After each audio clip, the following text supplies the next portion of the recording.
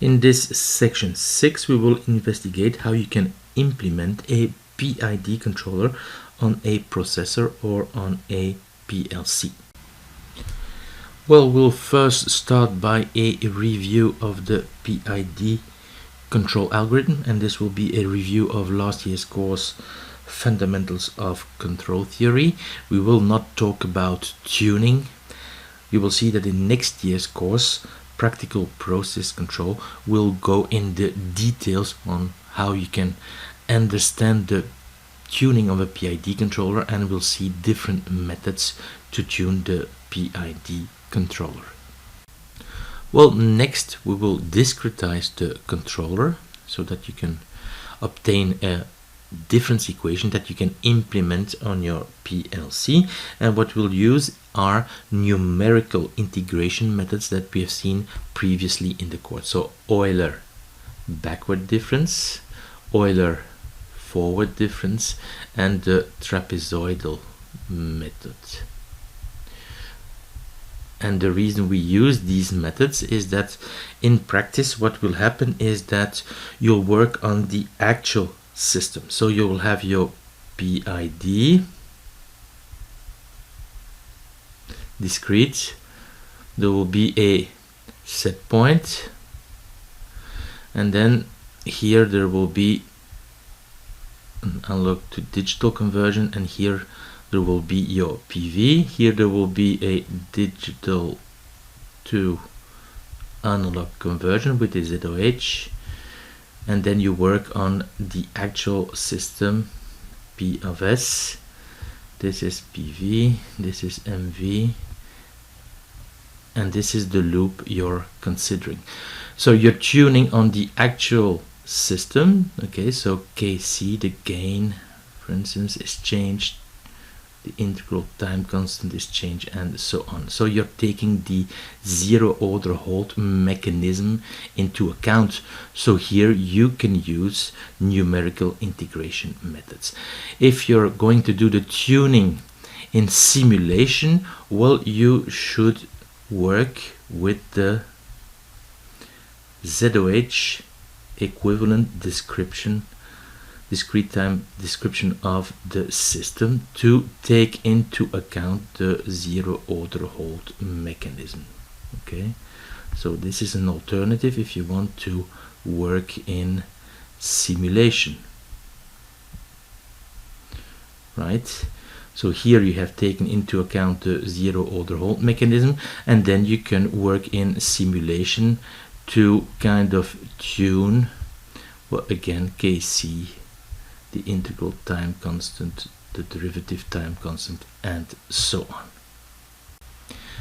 And then finally we'll consider integrator wind up, and we'll have a look how you can preventing by properly implementing your PID controller in discrete time and taking into account manual mode, limitations of MV, and output tracking in a proper way. The PID controller is the most general and widespread controller that you will find in industry. You can say that around 95% of all control loops are PID control loops. There are many different implementations. So there is, for instance, the series implementation and the parallel implementation. The parallel implementation is the so-called ISA implementation. ISA stands for International Society of Automation. There are many extensions. They will be seen in the course of Practical Process Control next year.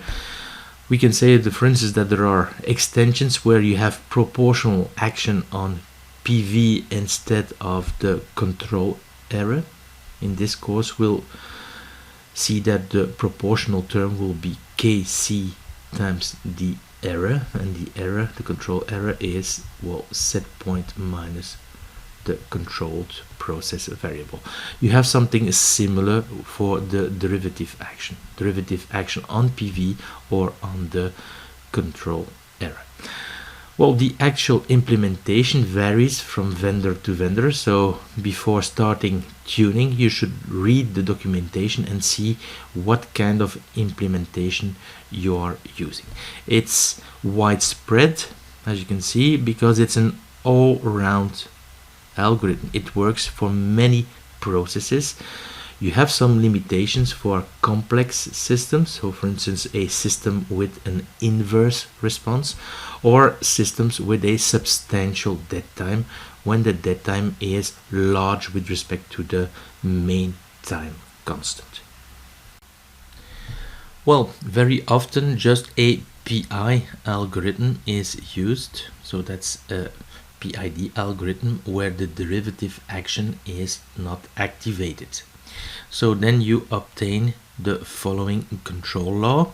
So the output of the controller, as you can see, is proportional to the error and to the integral of the error. And in here, well, the error, the control error, is set point, what you're trying to track, minus the process variable that is controlled.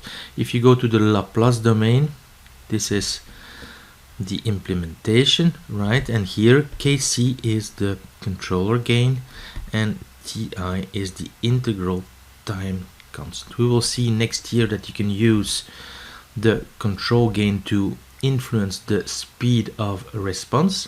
That's its main role, and the integral action will make sure that, well, the static error is 0. You can see it over here. The only way to achieve a steady state where PV and MV are constant is by having an error that is 0 over here. Because if the error is not 0 over here, it will be integrated and MV will be changing. Okay, so the only way to have in steady state MV constant, PV constant, is to also have the error that is 0 over here. And this is how you can clearly see that this term, this integral term, will make sure that the static error is 0, at least if the system, well, comes to a steady state, that it is stable in closed loop. We can see from the control law of the PID controller that the output at time t is Kc times the error. So this is the proportional part, and you can see that the proportional part only looks at what is happening at time t, so at the present time. The additional term, so that's the integral part, is the integral of the error. So this is the PI algorithm. Well, this integral of the error times this constant 1 over Ti is kind of represented here in the etched surface. Okay, so you can see that, well, this integral part is looking at what is happening in the past up to time t. So what is lacking over here is, of course, an action that will kind of look in the future. And intuitively, you can kind of see that, well, you can try to look in the future by taking the slope information around the time t. For processes, second order processes, like the one that I'm writing down right now, where you have a main time constant, that's T1, and a second time constant, T2, that is substantial when you compare it to T1, then, well, adding a derivative action is a good idea. And the idea is that we try to anticipate, because this one is going to introduce a phase shift, by a proportional action acting on the control error but in the future. So what we would like is a control law of the type, well, the output at time t is Kc times the error but in the future, right? And Td is the derivative time constant. In this particular case, taking Td is equal to T2 is a good strategy. Notice that when T2 is small with respect to T1, well, this process behaves as a first order system, and then a derivative action is not needed.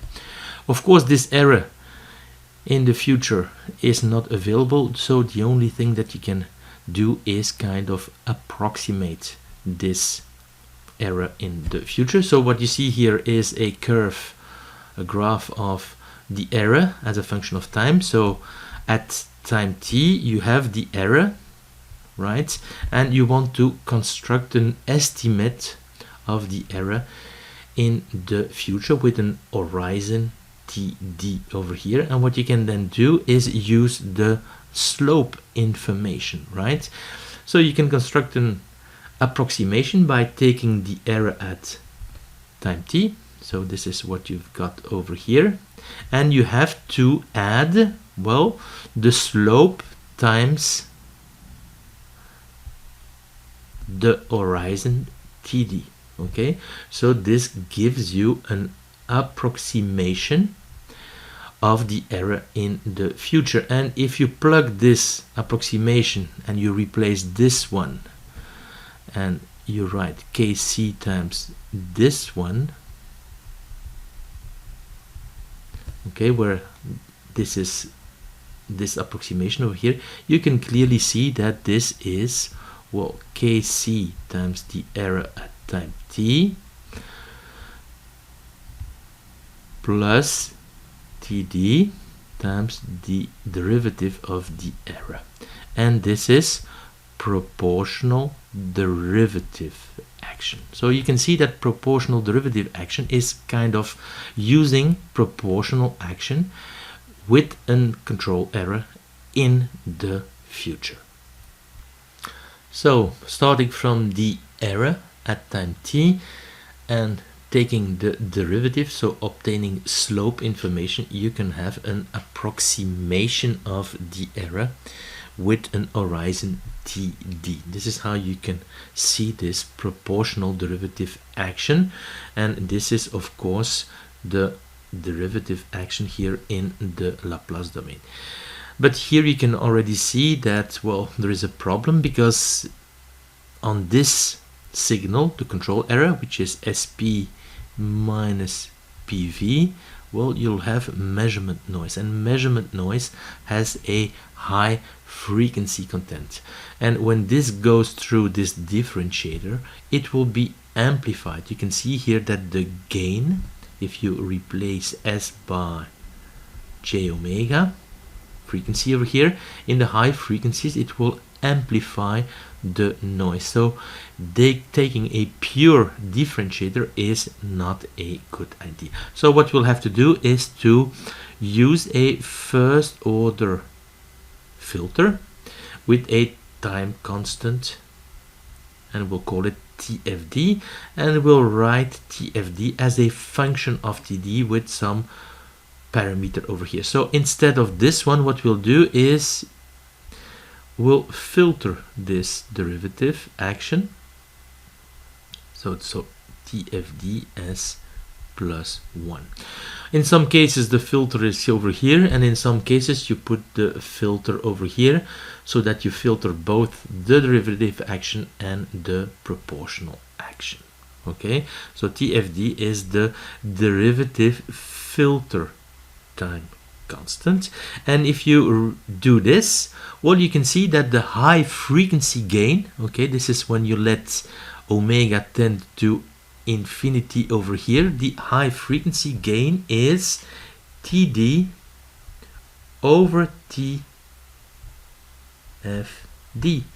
right? So it's TD over alpha TD, so it's 1 over alpha.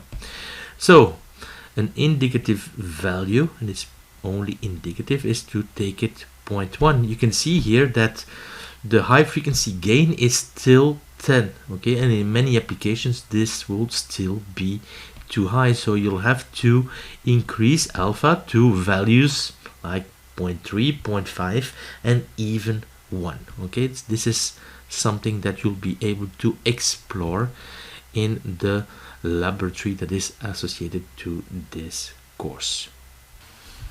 Well, depending on how you combine the building blocks, and the building blocks are the PI controller, the anticipation, and the first order filter, you either obtain a series PID implementation or a parallel PID interpretation. Well, in the series PID interpretation, the PI controller is working on the error or the anticipation or the estimation of the error in the future. So both the proportional and the integral part on working on E hat. This estimation of the error in the future is constructed as follows, and you can see here that the first order filter is at the back. It's not only acting on this term over here. Notice also that the names of the parameters have been chosen KCS, TIS and TDS, and the S stands for series implementation. This is because, well, the meaning of those parameters is different if you're using a series PID and a parallel PID. We'll come back to that later.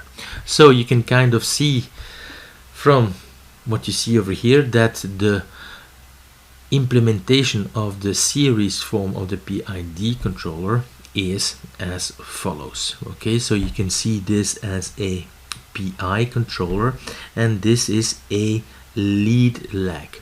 This is why this series form is used very often in the frequency domain. For instance, when you're doing loop shaping, you can use this lead lag to give you a phase lead in some frequency ranges, and this can be interesting during the design or the tuning of the PID controller. In the parallel PID interpretation, the building blocks, so the PI controller, the anticipation and the first order filter, are combined differently. You can see here that in the PI controller, this block over here, well, the proportional action is acting on E hat, so the estimation of the error in the future, whereas the integral action is acting on the standard control error SP minus PV. You can also see here that the first order filter is only acting in this branch over here. So you can see here that there are three branches: proportional, derivative, and integral. So you can redraw this control interpretation as follows.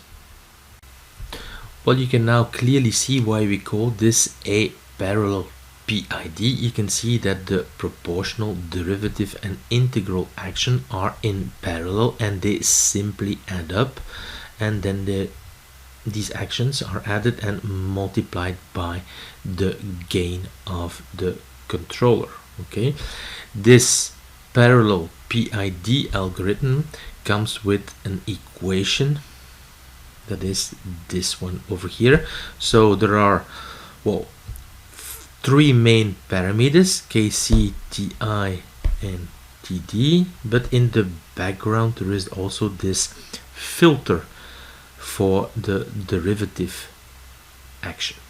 This is the ISA implementation form, International Society of Automation, and this is also the implementation that you will encounter in most PLCs. It's also the implementation that we'll be using in the laboratory associated to this course.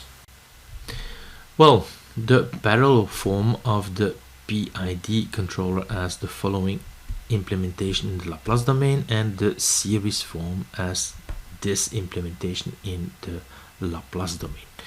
The parallel form is also called the ideal form, and this is because the three actions act in parallel, and then you have a scaling with the controller gain. This is the most general form, and this means that, well, every PID controller in the series family can be represented by a parallel PID controller, but there are some parallel PID controllers, so corresponding to some parameter sets over here that cannot be represented by a PID controller in the series family. Well, this parallel PID controller has a very good interpretation in the time domain, so this is why people in industry like this interpretation or this implementation of the PID controller. The series form of the PID controller is also called the interacting form, and it's less suited for trial and error tuning because the three actions interact, as you can see in the equation. Okay, so the advantage of this form is that it can be used very well in the frequency domain, right? So it's ideally suited for loop shaping. This is what you've seen in last year's course, Fundamentals of Control Theory. So loop shaping is PID tuning, but in the frequency domain. In this slide, we look at the link between the series and parallel implementations of the PID controller, and to find this link, we'll neglect the filtering in the derivative action. This does not mean, of course, that you can forget it in the implementation. No, it is very crucial. But in order to link parameters in the series implementation and parameters in the parallel implementation, well, we have to make this assumption, otherwise the formula would become too difficult. So if we do this, or if you make this assumption that we neglect the filtering in the derivative action, this is what you obtained for the parallel form, and this is what you obtained for the series form. Notice that if there is no derivative action in the parallel form, then this one will disappear. If there is no derivative action in the series form, then this one will disappear. You see that both the resulting parallel form and the resulting series form are identical. So if you're working with a PI controller, well, basically you will see no difference if you're working with a series implementation or a parallel implementation. Well, what we'll do now is write the series form under a parallel form, so we'll have a link between, well, the parameters in the series form and the parameters in the parallel form. Remember that in the other direction it will not always work. So this series form can be written as MV is equal to KCS, and then we have, well, TDS times S, right, plus TDS over TIS. The S over here will cancel out. We have a 1 over here, and then plus 1 over TIS times S. Okay, so this one we can put it under the same denominator, so we have KCS TDS times S plus TDS plus TIS over TIS plus 1 over TIS S. So this one we can take it out. So we'll have KCS times TDS plus TIS over TIS. So we'll have a 1 over here coming from this one, and then since we have taken this one out, we must multiply by the inverse of this one, and we'll have 1 over TDS plus TIS. So that will be the integral action, and we'll have over here, since we have to multiply by the inverse of this one, we'll have TIS TDS over TDS plus TIS times S. So now we've rewritten it in the form that you see over here, so a parallel form, and you can kind of see that, well, KC takes this form, TI takes this form, and TD takes this form.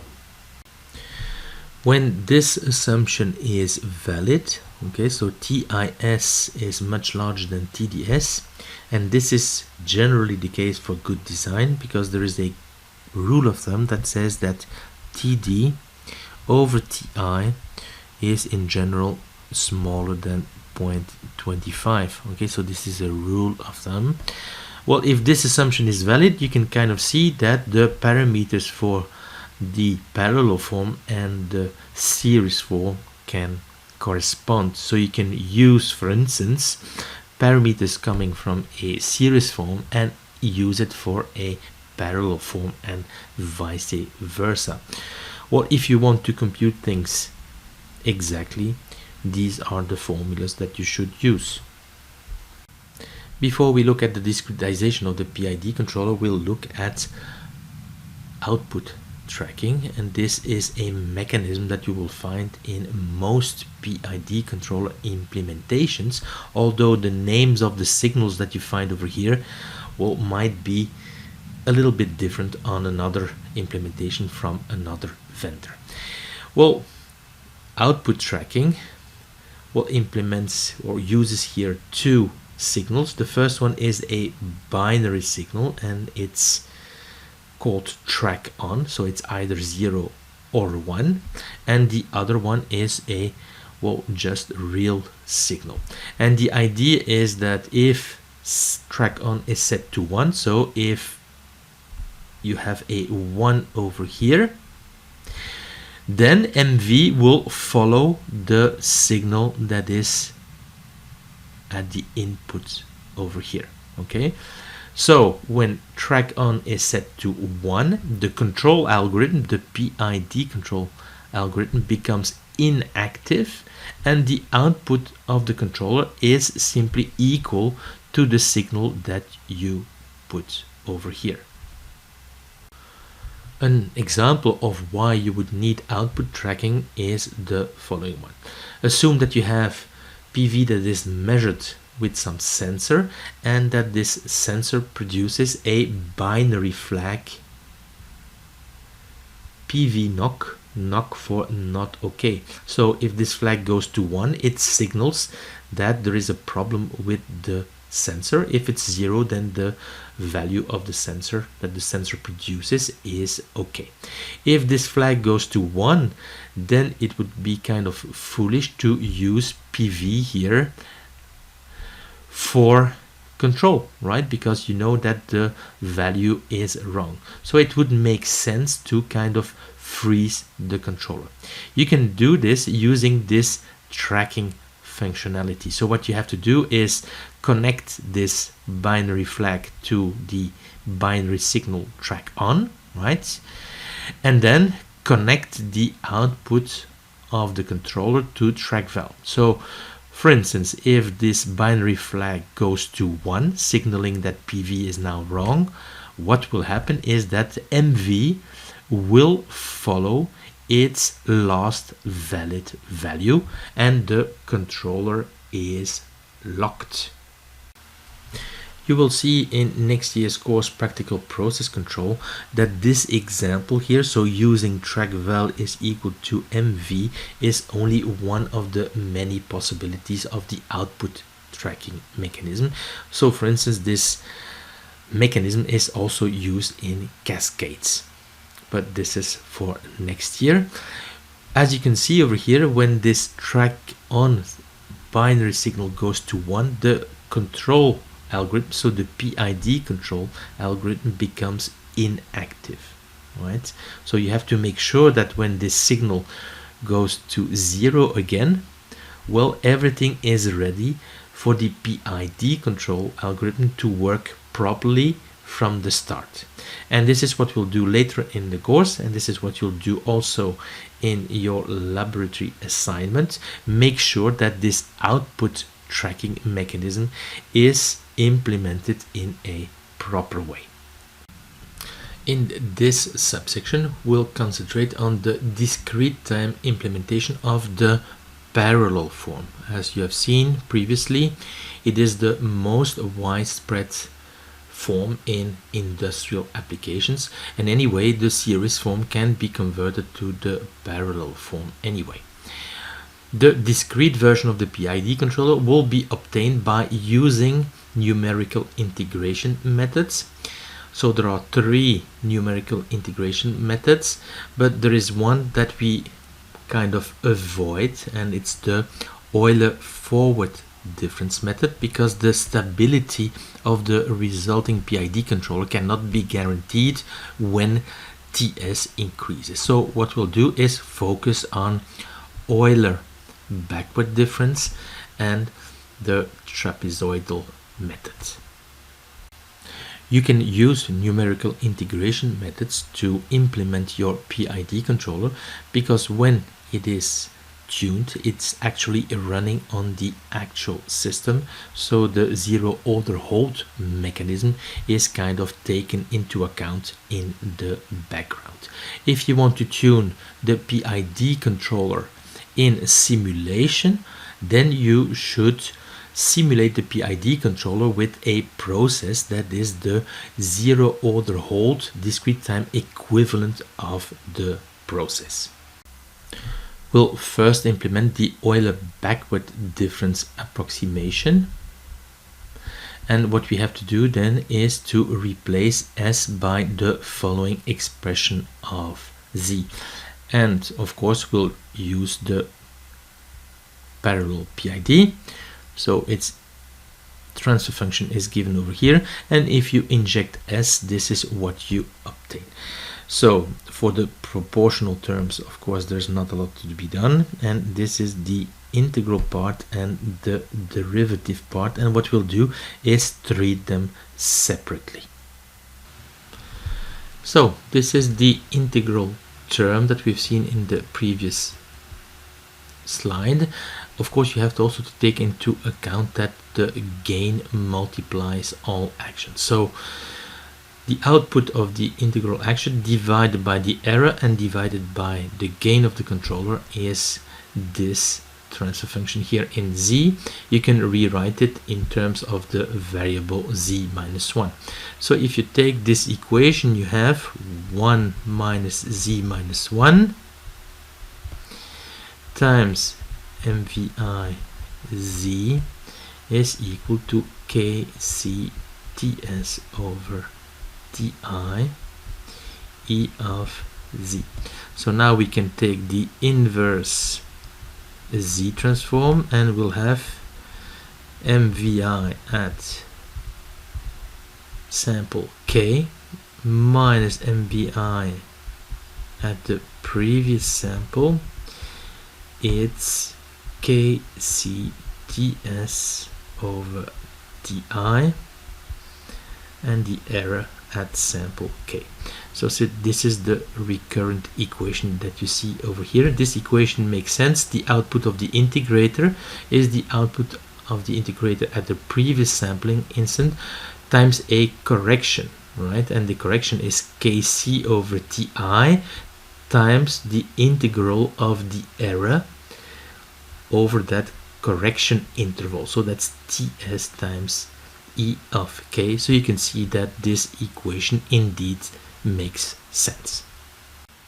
Well, if you now look at the derivative term, this is what you obtain, and MVD is the part that comes from the derivative action. So it's a part of MV that comes from the derivative action.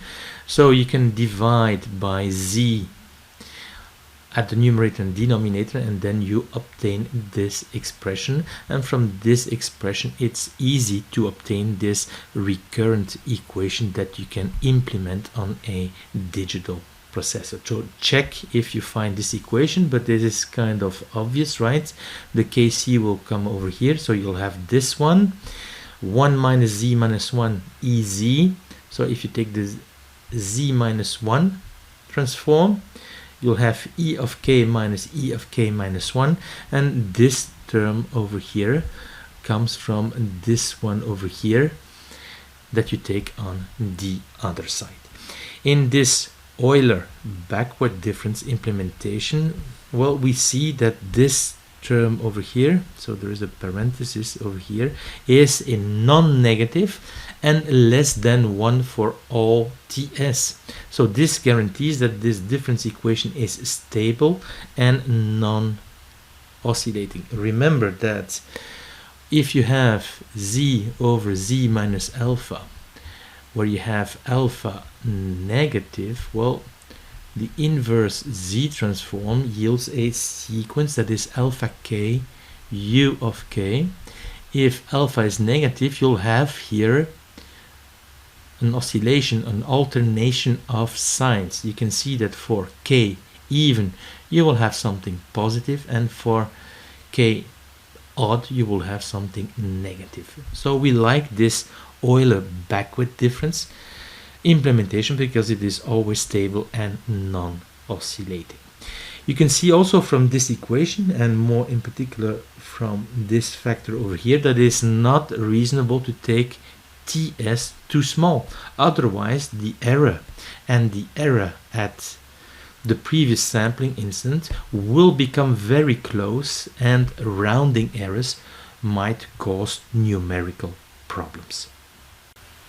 And by combining the proportional action, the integral action, and the derivative action, well, we obtain an algorithm that is ready for coding on a processor. We can also use the trapezoidal approximation, and the idea is exactly the same, except that now s is a different function of z. For the trapezoidal approximation, this is the equation that we have to use. We again use the parallel PID controller that you can see here, and what we do is that we replace s by this function of z, and we obtain a discrete time approximation of the PID controller that is implemented by this transfer function in z. Again, for the proportional part everything is clear, and this is now the integral part, and this is the derivative part, and what we'll do is we'll study them separately in the next two slides. Well, this is the integral term that you've seen in the previous slide, except that we have to multiply by Kc. Remember that Kc multiplies all actions, proportional, integral, and derivative, and this is why the Kc is over here. We can write this in terms of the variable z minus 1 by dividing at the numerator and denominator by the variable z, and we are now ready to take the inverse z transform, and you should check that this is indeed the equation that you obtain. So this looks a lot like what we had obtained with the Euler backward difference, except that for the Euler backward difference we had here Kc ts over ti times the error at the sampling instant k. So you can see here that we now use also the error at the previous sampling instant, and that we kind of use the average between these two, and this is of course what was to be expected because we are using the trapezoidal method to approximate this integral term. If we use the trapezoidal method, the derivative terms can be described as follows, and again here we have Kc here at the denominator. If you divide by z at the numerator and denominator, this is what you obtain, and it is now easy to obtain the recursive equation that implements the derivative part of mv on a digital processor. Observe that when ts over 2 is smaller than tfd, this one will have a modulus that is smaller than 1, and it will be positive, right? So the equation will be stable, the implementation will be stable, and will have a non-oscillating response. But it's important that you take this into consideration. And again, you should not take TS too small, otherwise you might expect numerical problems. And we obtain now an algorithm that is ready for coding, proportional, integral and derivative part, and both the integral part and the derivative part have been obtained using the trapezoidal approximation algorithm. Of course, different variations are possible. You could use, for instance, for the derivative part, the trapezoidal approximation, and for the integral part, the Euler backward difference. Okay, so combinations are also clearly possible.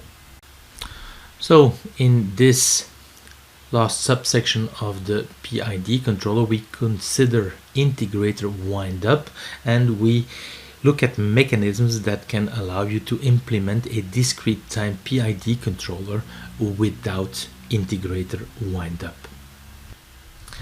First, some words about wind up, integrator wind up or reset wind up.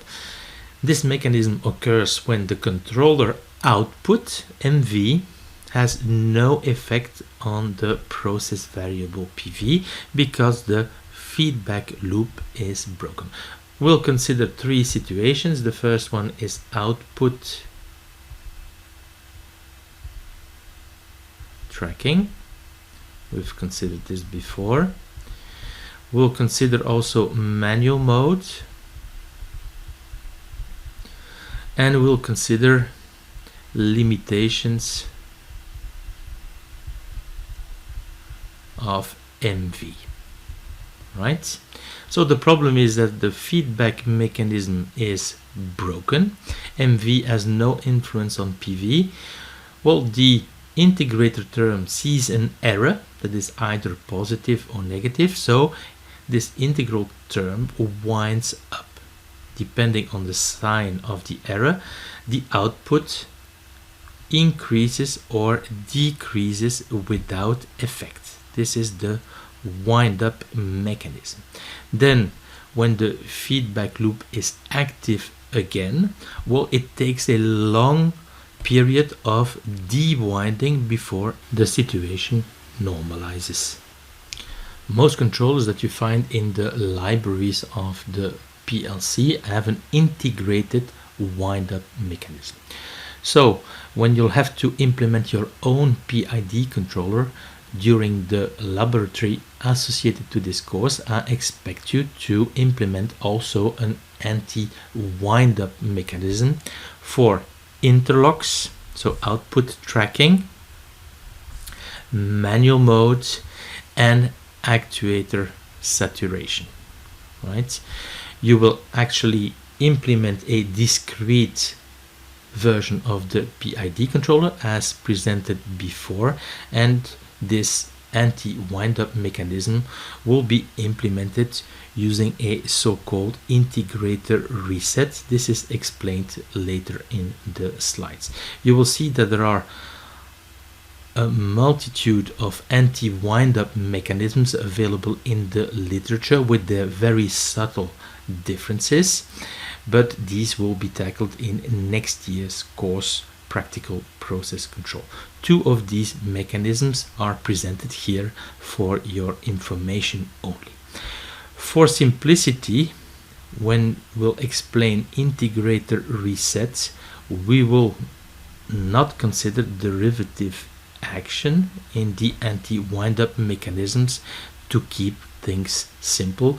You will see that it is very straightforward to add derivative action and also to add feed-forward action.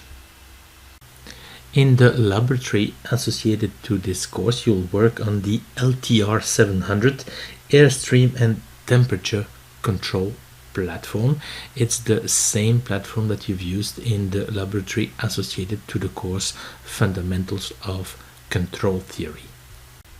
The LTR700 system can be viewed as a big air dryer or a heat cannon, if you like. So the input is the heating power, and it is expressed in percent, and you can inject heating power by injecting a current through a resistor. The output is the temperature that is measured at the output of the air dryer or the heat gun, and it's also expressed in percent. So what you can do is, well, adapt the speed of the ventilator and thereby adapt the airflow that goes through the cannon. So this V, also speed of the ventilator, also expressed in percent, can be seen as an perturbation on the process, because if the ventilation speed is adapted, the airstream to the cannon changes, and this will influence their temperature.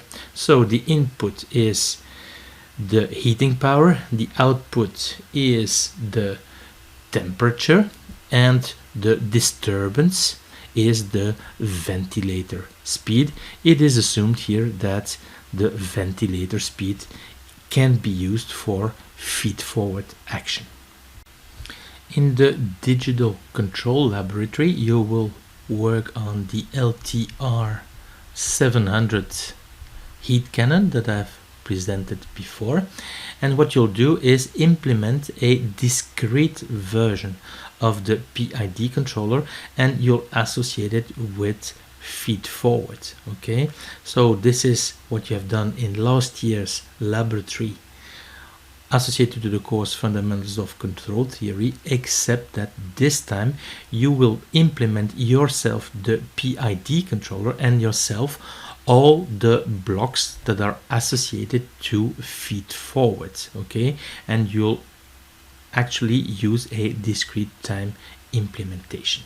So remember that the process has input, well, heating power, right? So that's MV, the input. The output is the temperature. All quantities are expressed in percent, and in between the manipulated value and the process value you have the actual input output transfer function P.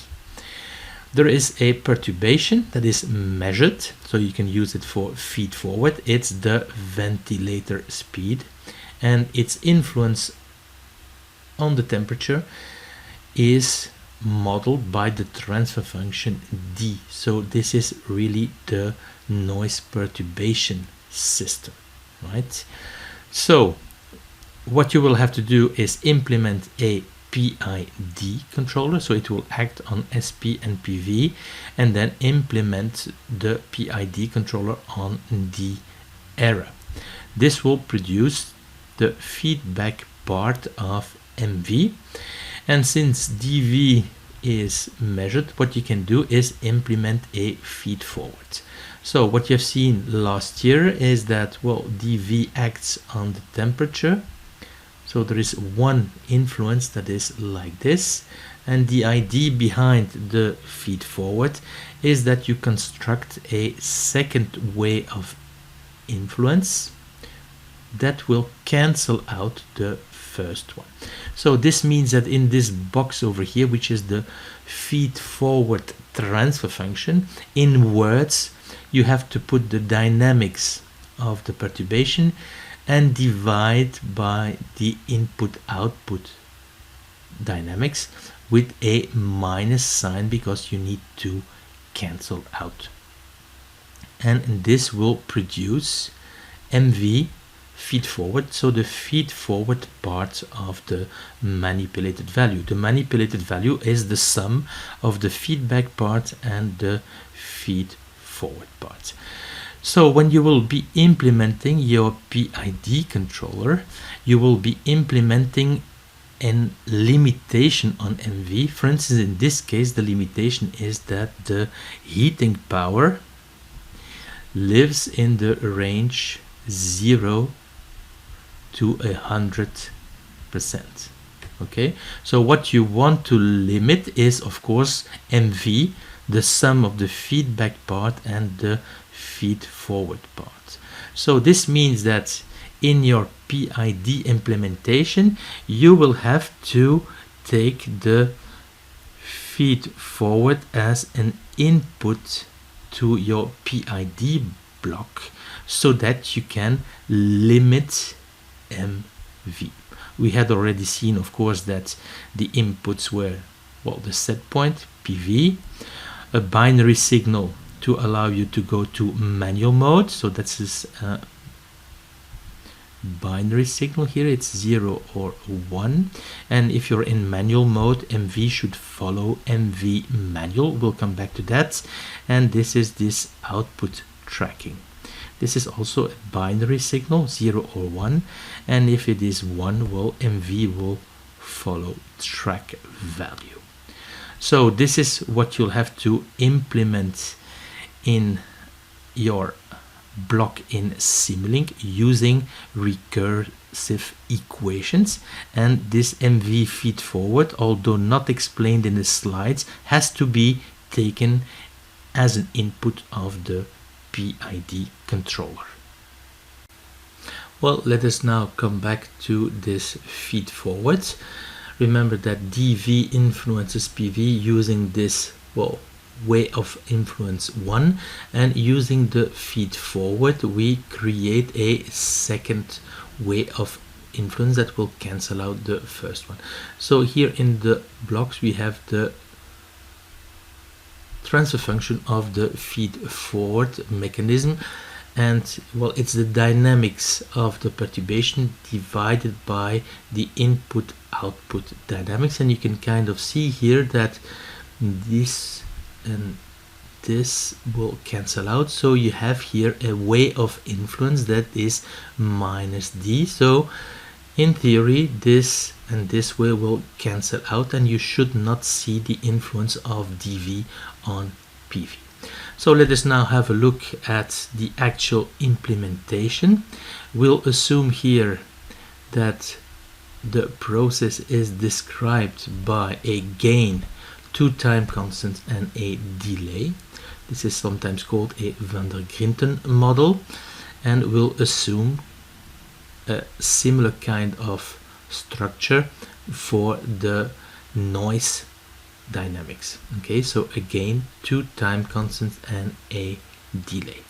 So to implement the feed forward system we have to take minus D over P, where D is given here and P over here. So this leads to the following implementation of the feed forward. As you can see, the poles of the noise dynamics are here at the denominator, and the poles of the process are at the numerator, and this produces 2 lead lag systems as we have announced. So when you'll implement the feed forward, you'll have to implement these blocks in MATLAB Simulink in discrete time, so using their discrete time equivalent representations, right? So over here you have the feed forward gain, so it's the gain of the noise dynamics over the gain of the input output dynamics, and what you have over here is the feed forward delay. So it's the delay of the noise dynamics minus the delay of the process. Of course, this quantity has to be positive, it's a delay, so if this quantity is negative, well, we have to replace this negative value by 0. Okay, so this is why we have this maximum over here. In the case where the delay of the process is higher than the delay in the noise dynamics, well, perfect feed forward is not possible. So this is a kind of quick summary of what you have done in the laboratory of last year, and it will be reviewed in detail in next year's course of practical process control.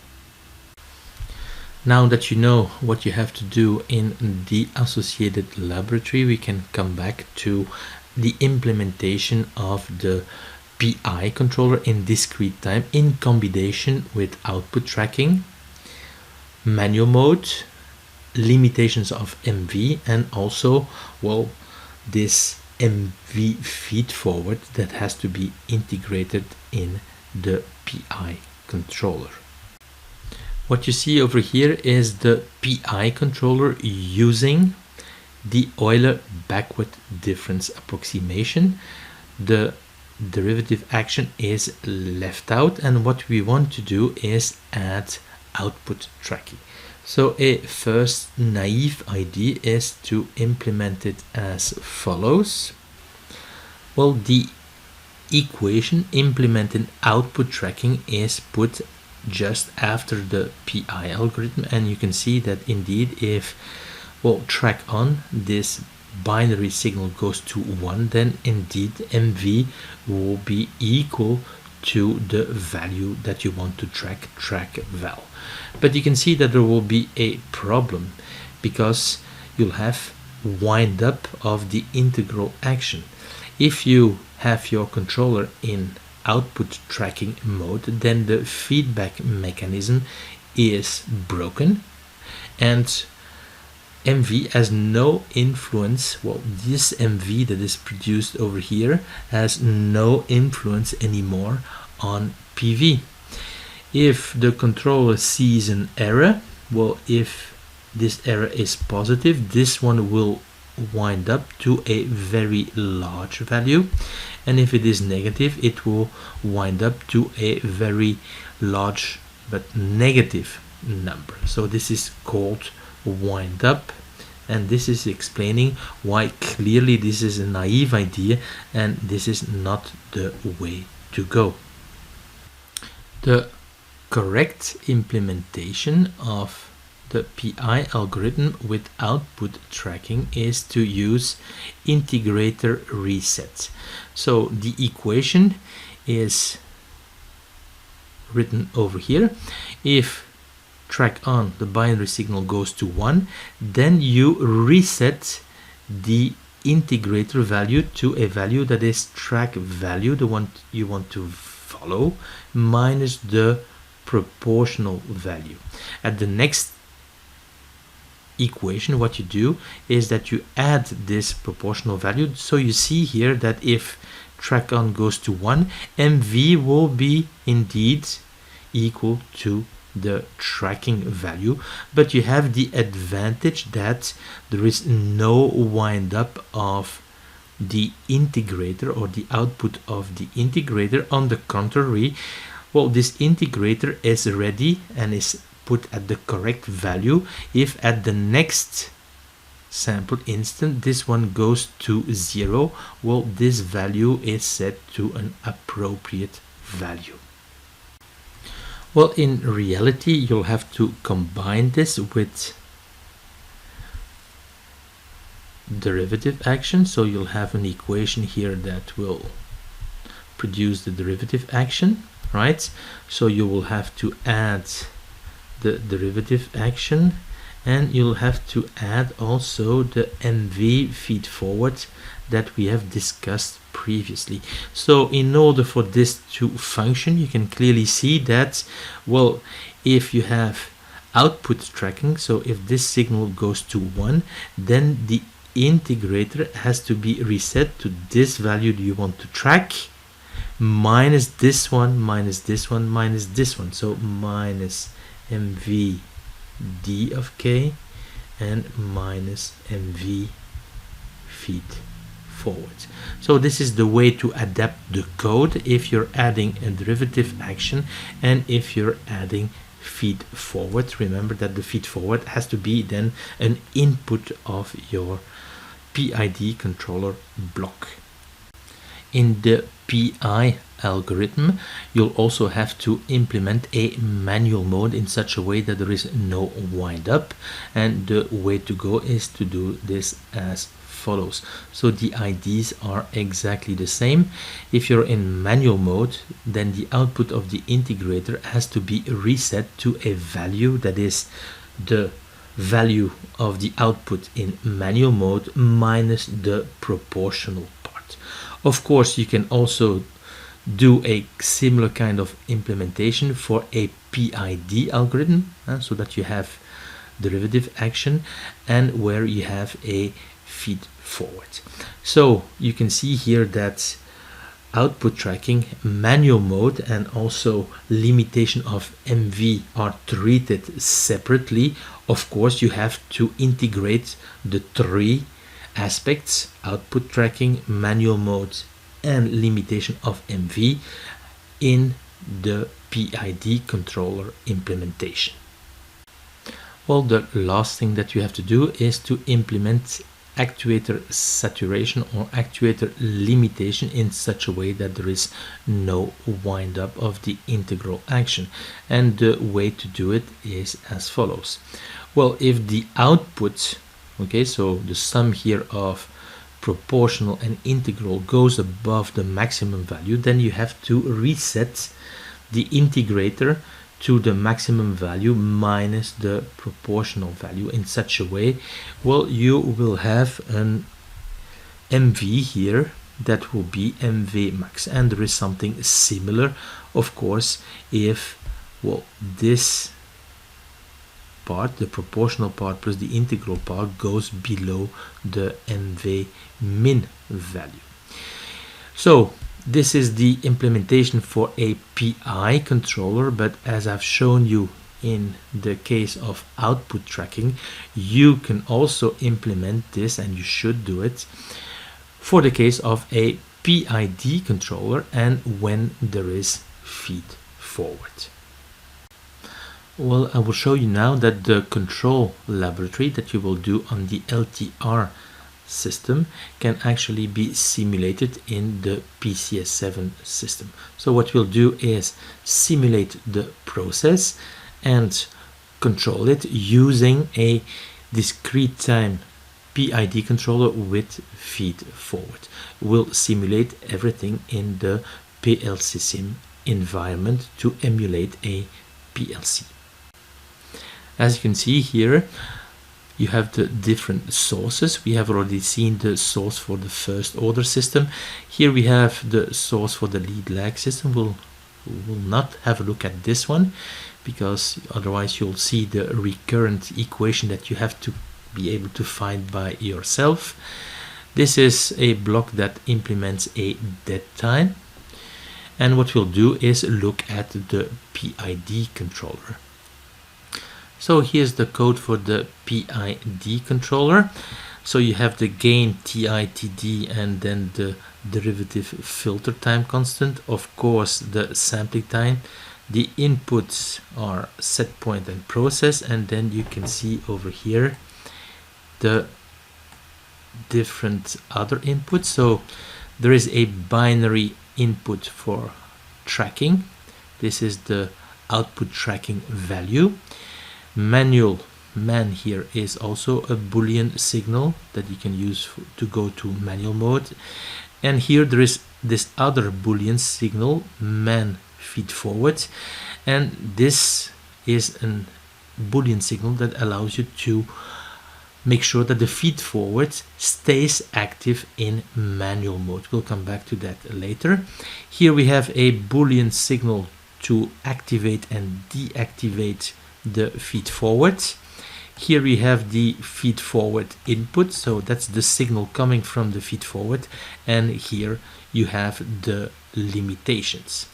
You can see here that the value in manual mode is an input output signal. So this means that, well, it can be set by the user, by changing the input, but it can also be set by the program. So it can be written to a particular value by the program, and we'll see why this could be useful in practice.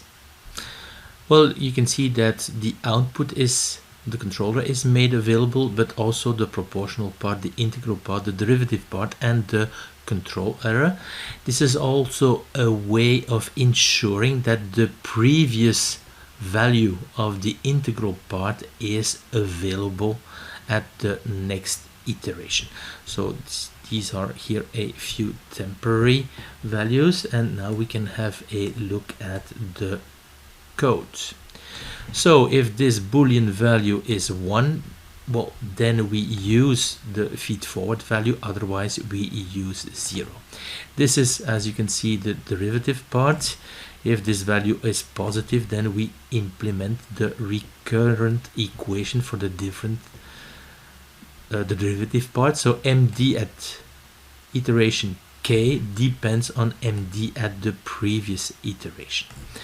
Here we construct the control error, and here you have the integral part that is being constructed. And as you can see, we have used here the Euler backward difference method to discretize the controller. So this is now the derivative part, this will be the integral part, and here we have the proportional part. And as you can see over here, we can now implement tracking, manual mode, and limitations as we have discussed before. So here there is something special.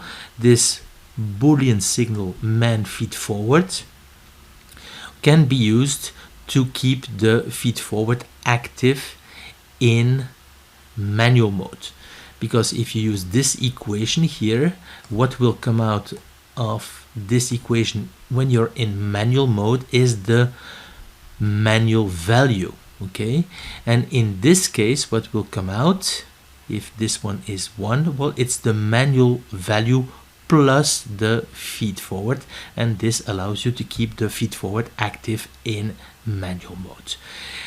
Here you can see that if you're not in manual mode, the manual value will actually track the actual MV, and this will make sure that if you go to manual mode, you always end up to a manual value that is the last MV when the controller was active. Let us now have a look at the implementation of the simulation of the heat cannon process. This is implemented in CFC, control function charts, and it's implemented in this chart over here.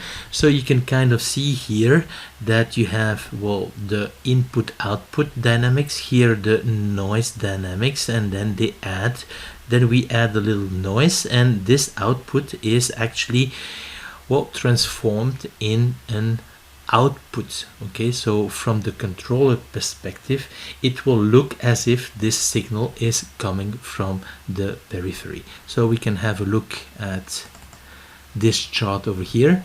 You can see here that this is the dead time block, and this is the first order block that we have considered previously. I've even shown you the code. So you have a dead time, 2 first order filters for the input output dynamics, you have something similar for the noise dynamics, and then they add, and some noise is added.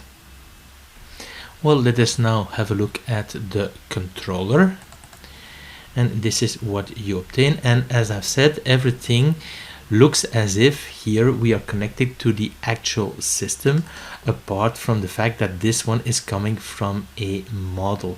But if you would implement this program on the actual system, you would have something very similar, except that these signals would be coming from the periphery, some from some IO card. So you can see here that everything is transformed from a word to a real. Okay, so here a temperature and here the speed, and here you can see what is happening, right? So here you have the dead time, right, from the feed forwards, and here you have the two lead lags, the first lead lag and the second lead lag.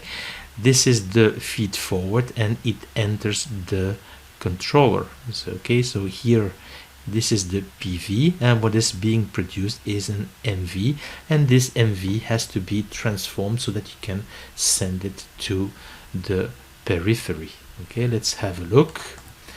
So you can see over here the dead time, the lead lag. This is also a block that has been implemented using a recursive equation, just as you will have to do in your laboratory. So first lead lag, second lead lag, and here indeed it enters the block that we have just seen, that has been compiled and has produced this block here that is now available in CFC.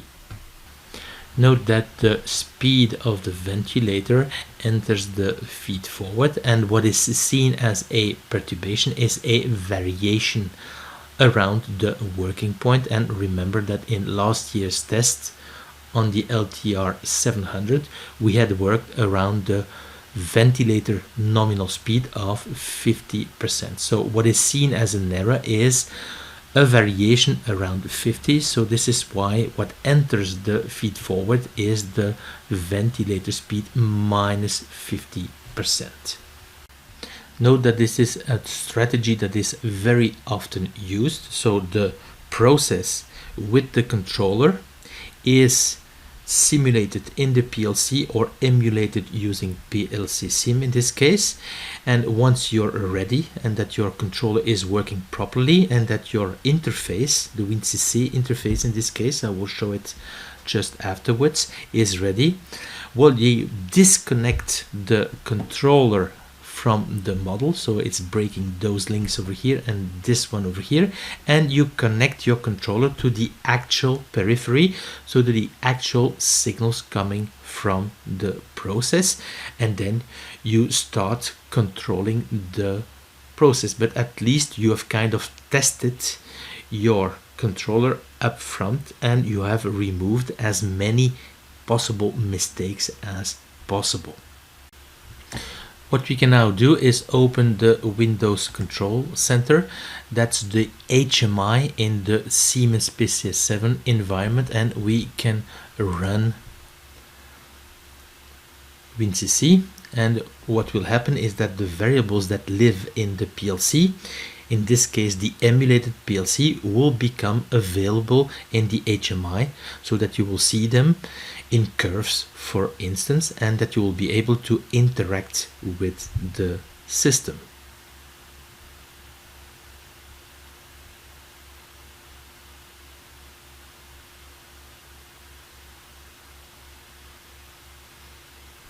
So in our case we'll go to the LTR 700. Well, in this interface, WinCC interface, I have access to the process parameters and have used the parameters from the first heat cannon at ECAM. I have access to these parameters, of course, because the process is itself also simulated. What you see over here is the parameters that are associated to the PID controller and here to the feed forward. Okay, so you can kind of see here that the gain of the feed forward is this one divided by this one with a minus sign. Okay, the delay is, well, this one minus this one, right? And the lead time constants in the feed forward are the lag time constants in the input output process. So this makes sense. So this is how you implement the feed forward, and as you can see over here, this is the set point. Okay, the controller is running in automatic mode, and when the controller is running in automatic mode, you can see that the manual value is tracking the actual value. If I click on manual mode, now it becomes fixed, and I can change, for instance, and go to 60% heating power. So you can see in blue that the controller has reacted in manual mode, and well, the output of the controller goes to 60%, and after some delay you should see a change in the process. Remember that the delay of the process here is 12.5 seconds. So you can see here that the process is reacting. So what I'll do is stop the recording and show you when everything has settled out. Well, this is the response when the system has settled out more or less, and this corresponds to the input-output dynamics that you see over here.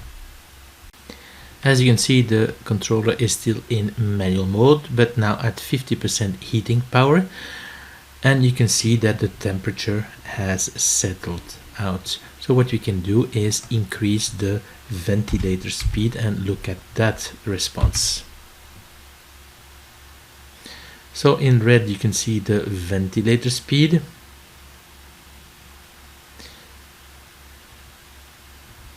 In black this is the feed forward, but as the feed forward is not active in manual mode, well, it is not applied. So later on we can do the same experiment and see what happens if you will activate the feed forward in manual mode. You can see here now that the temperature is of course decreasing, and this is because the ventilator speed has augmented. So you can see here with the color codes what the different signals are. So what I'll do is again stop the recording and come back when everything has settled out. So what you can see right now is a step response on the ventilator speed, and you can see the influence in green on the temperature. So we have now returned to the previous situation. Controller in manual mode at 50%, ventilator speed at 50%. So what we can do now is make the feed forward active in manual mode and do the same experiment. So this will kind of test to see if the feed forward alone does a good job.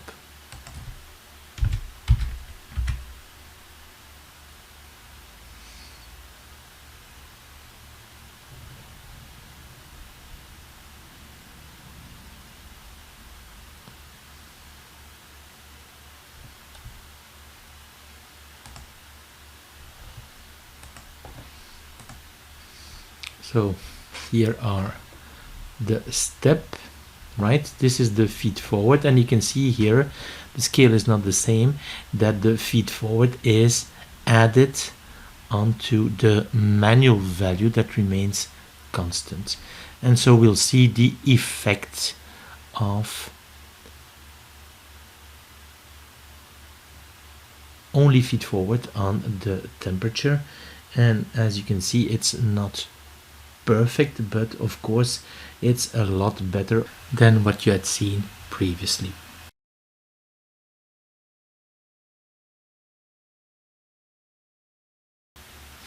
So you can see now that we are in automatic mode, right? And that PV is tracking the set point. So what we can do now is deactivate the feed forward and change the ventilator speed. So what we'll test is, well, the capacity of the controller alone without the feed forward to reject this disturbance. So let's do this.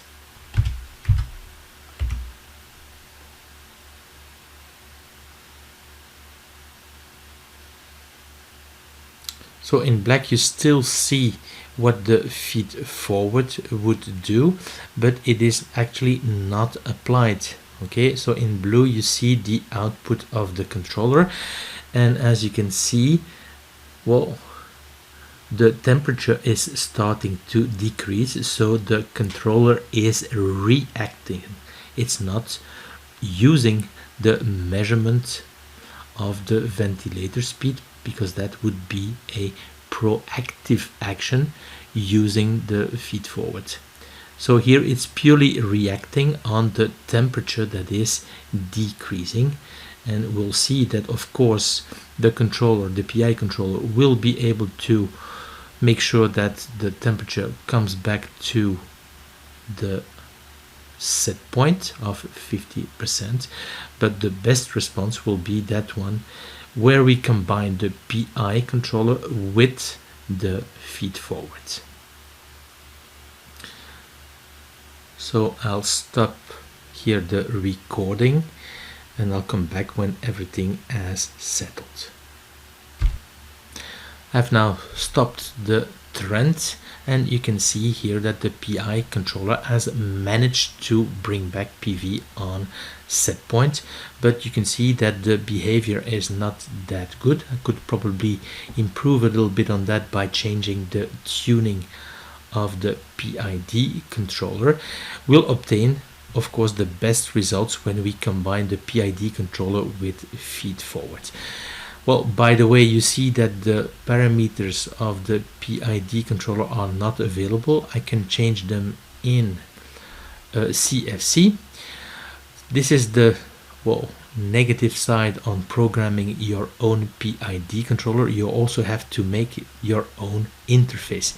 You will see that if I go to the controller of Siemens, that it comes with a nice interface that allows you to interact, to go to manual mode and so on.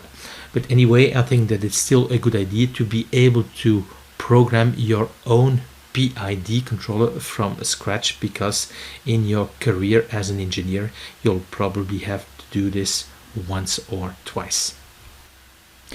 So as you can see, we have returned to automatic mode. The set point is again 50% and PV is tracking this set point. So what we'll do is activate the feed forward in this case and do the same experiment again. So let the ventilator speed go to 70%.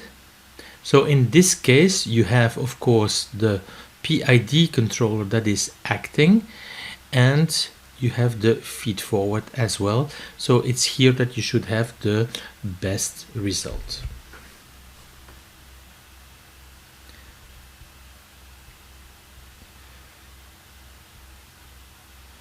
So you can see here that there is a slight change in PV, but of course nothing compared with the change that you had when the PID controller had to do the job alone without the feed forward.